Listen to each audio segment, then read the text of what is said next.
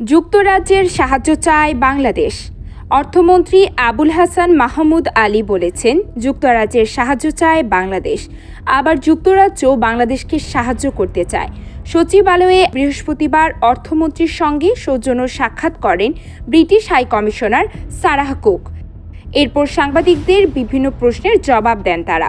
অর্থমন্ত্রী সাংবাদিকদের জানান, অনেক ধরনের ধারণা নিয়ে আলোচনা হয়েছে, তবে বাংলাদেশ যুক্তরাজ্যের কাছ থেকে কী বিষয়ে সাহায্য চায় তা স্পষ্ট করেননি অর্থমন্ত্রী।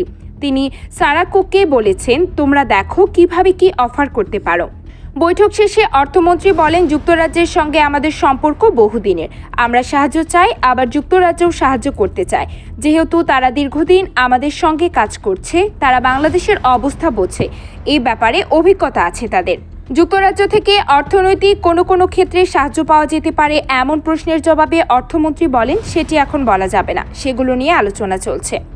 সরকার কোনো সহযোগিতা চেয়েছে কিনা জানতে চাইলে মন্ত্রী বলেন, নিশ্চয়ই, তা নির্ভর করে তারা কিভাবে সহযোগিতা করতে চায়। আমি বলেছি, তোমরা তো এখানে বহুদিন ধরে আছো, আমাদের সঙ্গে একটা সম্পর্ক আছে, দেখো কিভাবে কি অফার করতে পারো। ব্রিটিশ হাইকমিশনার সারাহ কুক সাংবাদিকদের বলেন, তারা খুব ভালো একটা আলোচনা করেছেন। যুক্তরাজ্য ও বাংলাদেশ কিভাবে অর্থনৈতিক ক্ষেত্রে একসঙ্গে কাজ করতে পারে তা আলোচনায় উঠে এসেছে। তিনি বলেন, টেকসই বাংলাদেশ গড়তে আমরা বাংলাদেশকে সমর্থন করেছি।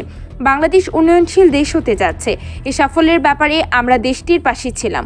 উন্নয়নশীল দেশ গঠনের ক্ষেত্রেও সবসময় বাংলাদেশের সঙ্গে থাকব। এদিকে ফ্রান্সের রাষ্ট্রদূত মেরি মাজ ডুপুইও আজ অর্থমন্ত্রীর সঙ্গে সৌজন্য সাক্ষাৎ করেন। মেরি মাজ ডুপুইয়ে জানান, বাংলাদেশের অর্থনৈতিক সংস্কার কার্যক্রমে সহযোগিতা করতে তার দেশ আগ্রহী। অর্থমন্ত্রীর সঙ্গে অনুষ্ঠিত বৈঠকে ফ্রান্স থেকে বাংলাদেশের এয়ারবাস কেনা বিষয়ে কোনো আলোচনা হয়েছে কিনা জানতে চাইলে রাষ্ট্রদূত মেরি মাজ ডুপুই কোনো জবাব দেননি।